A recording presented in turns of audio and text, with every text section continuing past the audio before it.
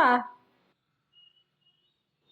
হ্যাঁ, দেখো রান্না করি আর জিনিস নষ্ট করি। দেখো রান্না করেছি আজকে দুপুরবেলা, বলেছিলাম দেখাবো, আগের ঠেলা আর কিছু করিনি।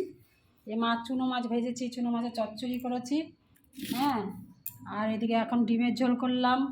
লাউ লাউ লাই লাউ শাক করলাম দুপুরবেলা। এটা লাউ শাকটা দুপুরবেলায় করেছিলাম, সেইভাবেই কড়াই ধরা পড়ে আছে। খাওয়ার লোক নেই, আমার ছেলেও খায় না, আর আমার বর খাবে কিনা আমি জানি না। তো এই দেখো এখন এই ডিমের ঝোলটা করে নিয়ে আসলাম। আর এই চুনো মাছটা দুপুরবেলা করেছিলাম, মাছ ভাজা ছেলের জন্য করেছি। তো আমার ঘরে খাওয়ার লোক নেই, তাই তো? কে খাওয়ার লোক নেই? খাওয়ার লোক নেই আমার ঘরে। আমার আজকেও আমি আজকে জানো কত তরকারি ফেলে দিয়েছি। পুঁই মিটুলি তরকারি করেছিলাম, সেটা ফেলে দিলাম। তারপরে আরও কী তরকারি ছিল সেটা ফেলে দিলাম। তো যাই হোক, এইভাবেই খাওয়া দাওয়া এখন শুরু করবো। এখনও কেউ আসেনি খেতে। হ্যাঁ, আর কি খাবো, এই যে করেছি। আমার তো আবার হাত বড়, মানে বেশি বেশি করি আর নষ্ট করি, খাওয়ার লোক কম।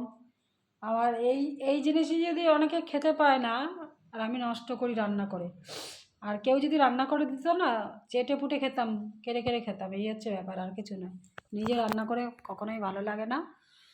আর কি বলবো, তো এখনও কেউ খেতে আসেনি।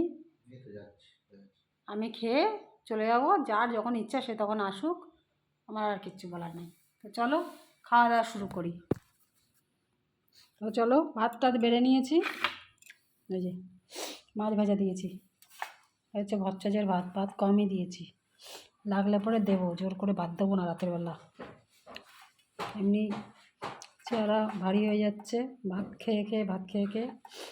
রুটি দেবো রাত্রিবেলা, ভাবছি 2টো করে 3টে করে রুটি দেবো, পাতলা পাতলা রুটি দেবো, একদম পাতলা রুটি।